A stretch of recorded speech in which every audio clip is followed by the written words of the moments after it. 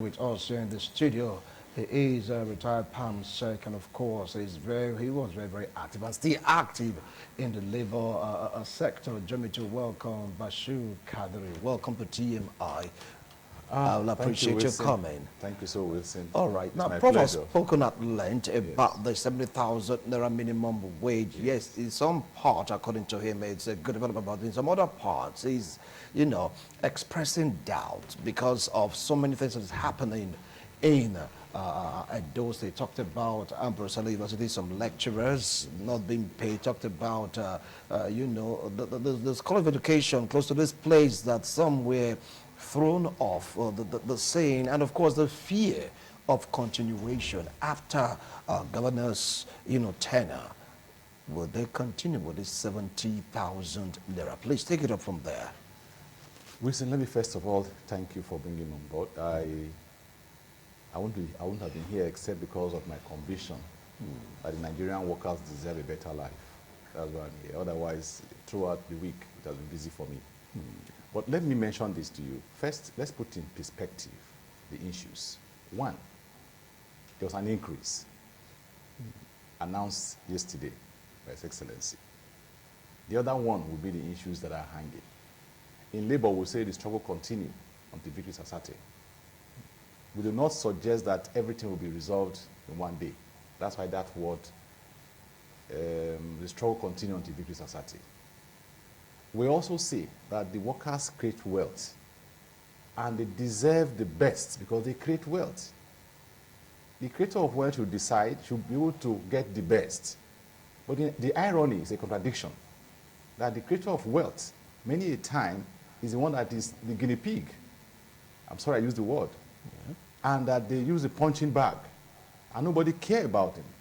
After creating wealth, abandoned. It's like a slave man who is treated like a slave and everywhere. So for me, I want to commend Obaseki for giving us 70,000. That's the first thing I want to do. It's a commendation, and I must say it. And I also want to commend him too for giving the labor organization a house. For the first time in our history, for over 40 years, we've never had a secretariat. All we've all been happening is either we are squatting at the secretariat of the secretary that is involved, or at the last state was that we have to rent a house, and we're having a rented building, whereas we are wealth creators. And I'm not sure there will be Nigeria if there's no workers. This, of course, we all agree, whether they are formal or informal. It is the hard work of the workers that brings it.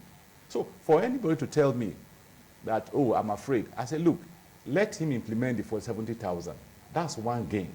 Let's move forward to now look at what are the other issues that are standing, so that we don't mix them up. For me, I do not celebrate political talks, but I celebrate results. If it is real, why can't we celebrate? Yesterday here, I use the word yesterday here, like in the past, he pronounced 70,000, and it came to pass. Not today, over a year now, and the workers get it. And the irony, Wilson, is that for the first time, we had a minimum wage that was spread across the board. Not a minimum wage that was done from grade 1 to 6, and the other officers are struggling. Of course, my brother knows what I'm talking about. The other officers are struggling. There's nothing for them. And what is for them is simply a beggar song. But in this regard, from grade level 1 to grade level 17, the officers had something in their kitty. Some got 70,000 difference, some got 50,000 difference, some got 50,000 difference. Which means that the minimum wage was actually a wage for the workers and not for political theater or Iraq matters. So what we have today is that the 70,000 has been pronounced. What is being working towards as workers is, let's see the implementation work out. Whether the man pays it for 1 month and he leaves, 2 months and he leaves, that becomes the problem of the next person. If we say until, why is he doing it now? I'll ask the question. When he gave you 40,000, did you ask him? No. It was a volition. And for the first time, we didn't carry placard and say, we no go agree. We need to give us our life. So for me, let's first of all celebrate the one he has done. And then we can say, okay, you have done well, oh, there's still something standing. This one, this one, this one. Because it's an endless issue. As human beings exist, dynamics suggest that events must come and give a different perception. So for me, this is a welcome development. I know that other governors in the country will now be asking questions. What is this man doing? Why is he harassing us? He won't leave us alone. Ironically, a governor could not pay salaries, and the governor claimed to be a superstar. I want to become Nigerian president. And that same person who was giving, he would tell workers, there's no money, take 10,000 naira. Wilson, is that not supposed to be abusive? And if in a system, that person would have gone to hide his head in shame. And now we are hearing all kind of drama that are happening with the person who says there was no money. And yet, a school is saying that the man paid money ahead for his children's school fees. And this is a human being who suggests that he's a youth who's supposed to be humane and understand the pain of the people. And he went that far to take the people for granted. And then tomorrow, he came back to say, I want to become Nigerian president. If he becomes president, what happens to us? We are finished. All right. So I am happy that God gave us victory, that that kind of person did not come, who is, of course, who is like a czar, who believes that he's a czar. Whatever he wants is what he does. He doesn't care about the people that are giving the mandate. All so right. As we stand today, sir, like I said it in two perspectives.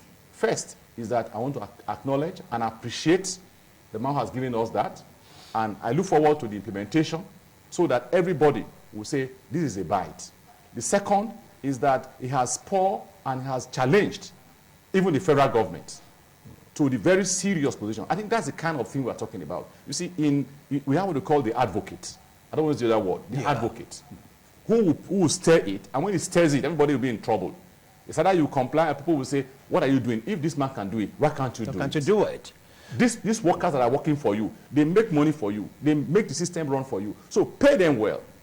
I'm hearing our federal government is talking about 120, 150, 200,000. But I know that this particular pronouncement of yesterday will create problem in the system. Will create problem for the entire, we call them the bourgeois class and the oppressors. It will be, they will not sleep well. They'll be thinking of, oh God, where do I run to? How can this man be doing this to us? Let them go and look for the money. Let them go and pay the worker's salary. All right. Now, but before you came into the scene, talking about the studio right now, Prof said there are some workers in Ambrose University for over 26 months, there are about 22 months, they've not been paid. So how are you going to pull them into this factor? Don't forget to mention also these College of Education, Canada was shut down. Some lecturer, some teachers were shown the exit door. You've not talked about that. So how? No, you see, how can we really trust the government of the day? Now, let me tell you, Wilson. Yes. Like I tell you, I said just now when I started my discussion, and I said I want to put them in two perspectives. I do not want to mix them up. Yeah. I will comment when commendation is due.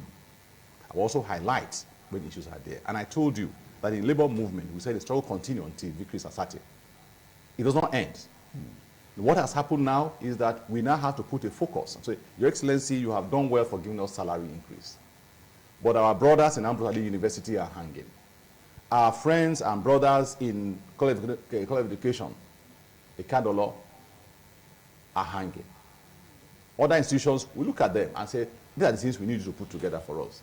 And let me tell you, what has happened now is that he may not have understood that, but he has set a benchmark that when you're not discussing those institutions, you're no longer discussing them based on the old salary, discussing them on the anticipation of a new salary, that you have given salary to the workers of Edo State. Now, look at the salary level of the country. So this is what we are talking about. You see what I'm saying now? So all of this are going to crystallize, but it is left for the leaders of the labor movement in those organizations to now sit together, not wait for lamentation, not wait to look for political reality, but wait and discuss and analyze and put in proper discussions. All right. So that we can get it. So because for us in labor, when I was in practice, we've always say that dialogue first, dialogue second, and dialogue last. What we want is not fight, it is pay us. Pay us. Okay. Over to you, Prof, because I have to allow him to express himself, press his point. Of course, we have some of the points you raised. He said, yes, these issues definitely will be treated, but first thing first, pay us.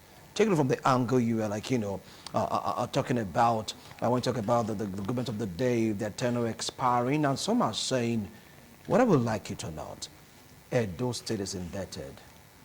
That making such a pronouncement may be too precarious, so whoever will come next to govern the state, and that might lead to the twisting of this particular governor to the extent that he may have no other choice other than to retrench workers. What do you have to say about the school of thought? First of all, Wilson, is this. You know, I mentioned something. My comrade was not here then when I said that. In ASU, we believe in collective bargaining. Collective bargaining? Yes. Otherwise, when you make increases like this, or make an increase like this, what we look at it as is a kind of wage award. How did you arrive at 70,000? Whom did you discuss with before you arrive at 70,000? Because when situations like this arise, we are going to do such an increase, you will call the stakeholders to the table, and then you will do a discussion. You will do computation. You are expected to know that yes, federal government approves 4 children per a family, husband and wife. Then you sit on the table and calculate what is it, how much will it take them to feed in a day and all of that. By the time you finish all of that, you now arrive at whether you can or not now becomes an issue. You now need to, that is where the bargaining starts. You say, yes, whereas this is the cost of what we are supposed to, but now you know our country, we are in dire straits and we cannot afford this. Please, this is where we need to come to. Otherwise, it will look despotic when you now just wake up and decide on a particular percentage and all that. And then I think this is also preempting what the federal government is hopefully likely to do on May 1st and all that. Which is tomorrow. So, yeah, you understand? Yeah. Because the hope has been that the federal government will come up and make an announcement. That announcement, for instance, is expected to be domiciled in Edo State. But you have gone ahead to make pronouncement of a particular amount of money. Then the milieu of all of this will become another problem again. So that is one point that I have talked about, collective bargaining. Taking everybody, bringing everybody to the table to decide an amount. 2 is, some have said, it's not in the twilight of an administration.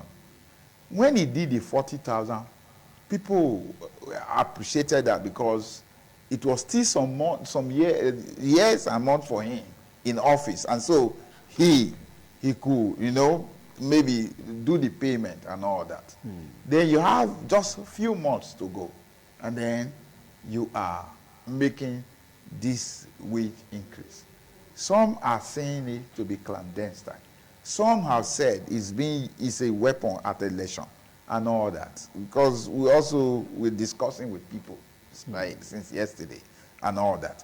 So, but the issue here is, like he has said, are leading to maybe retrenchment and all that. I quite frankly believe that we have money. How many persons really? That is another problem we have.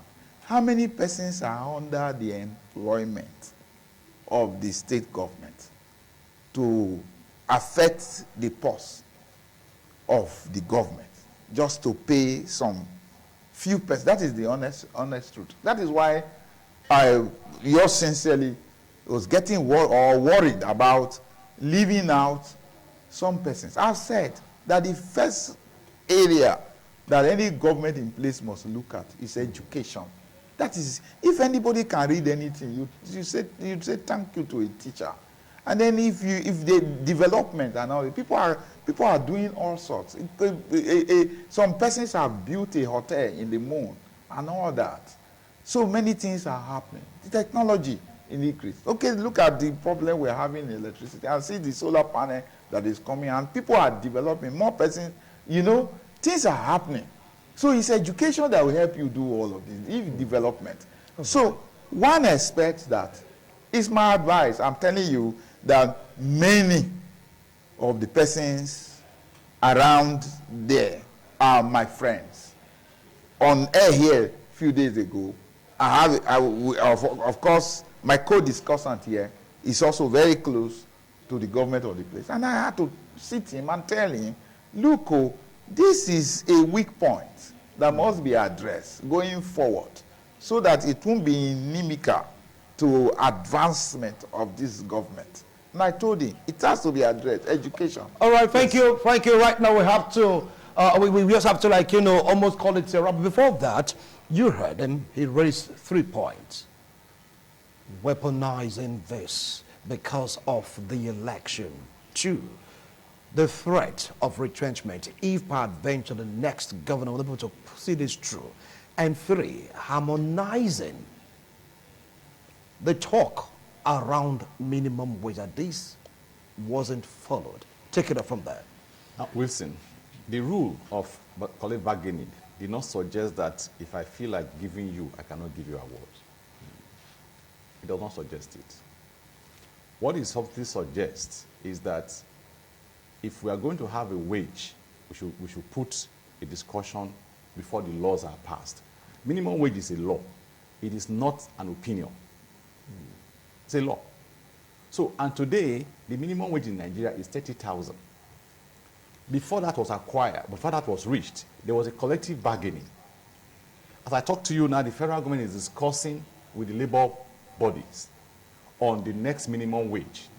So if any governor feel in his own mind, and as a way of, let me give the workers something, and now give us award, I don't think there's anything wrong with that. He does not need to consult me to give me award, but he needs to consult me to make a law. You don't need to consult to give me a award. No, listen. Okay. Wilson, it's an award. If I'm giving you award, Okay. Wilson, do I consult you? No. No. No. I will give you an award because I feel that you deserve to get an award. If tomorrow minimum wage now comes, which is now a law, incidentally in this country, nobody has pursued that law. Minimum wage has been there, the law has been there, and nobody pursued the government who have not paid minimum wage. Because the minimum wage means that this is the benchmark below which you cannot go, but you can go above. That's what the rule says. So if you are going above, there's no crime, but you cannot go below this. Incidentally, it cut across all the sectors of the working force, whether private sector or public sector. But ironically, nobody, no group, no persons have come together to say, I'm taking this governor to court or this government to court because they have breached the law of minimum wage. That is one. So for me, there was no crime in this. He has given it to you. It's an award, and please take it. Now, the second is that if a law is tomorrow passed and the federal government now says the minimum wage of Nigeria is X amount of money, he does not have any choice. If that X amount of money is more than 70,000, he has no other choice but to implement the new minimum wage. But the only beautiful thing about it is that he will now have less money to add to that, unlike others who are still at the bottom, who are going to look for more money to add. Yeah. Now, in this discussion, for information, before Adesolu Ali left the office as a governor, he gave 25,000 minimum wage. It was not a negotiation. That time, minimum wage was 18,000. 18,000. Yeah. And he gave 25,000. He didn't call. It was a gift on a May Day. And everybody screamed and said, Hosanna, this is strange.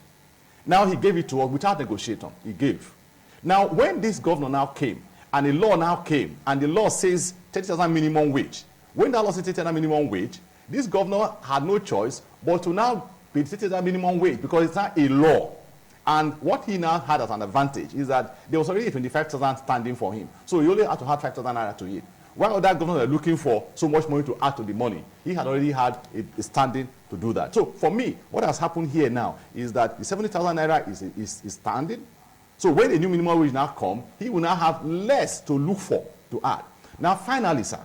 About the political aspect of it. Finally, sir, I don't give a hoot about political theater. All I care is the workers' welfare. Pay the money. Even if you say it's politics, beautiful. Let it, whatever you choose to do is your mind. What we are asking, give the workers their salary, because every time things come like this, we're always looking for a way to circumvent and to paint it and to give it a theater. For me, Gabi, my own take is that the man has given us 7,000 naira. Let him pay. He's going to pay it for the next 6 months before he leaves. That is great, and that gives the labor movement the opportunity of facing the new person coming if he cannot pay. Let it be his luggage. He should know that as a governor coming on board, he has a duty to do. He has to pay the bills. Whether he likes it or not, they are standing bills. He has to pay them. The issue of the university, he has to manage them. They are the luggage he has to inherit. If it's a governor, you don't want to have such luggages. You should go back home and go to bed because it's a bad dream. And that is the truth. All right, gentlemen, thank you. Our time is up. Our time is up. Though we are still expecting. Okay, you want a reaction or two? My worry really that I like this government because they are scientific, and science goes through a process. So that is why I'm averse to an award and all that. But however, I said the situation in Ambrose Ali can become the Achilles heel of this government. Thank you so much, gentlemen. Thank you so much. We're pressed for time right now. I know you have so much to say, but you've heard them. Let's see how all this will pan out. Time definitely will tell.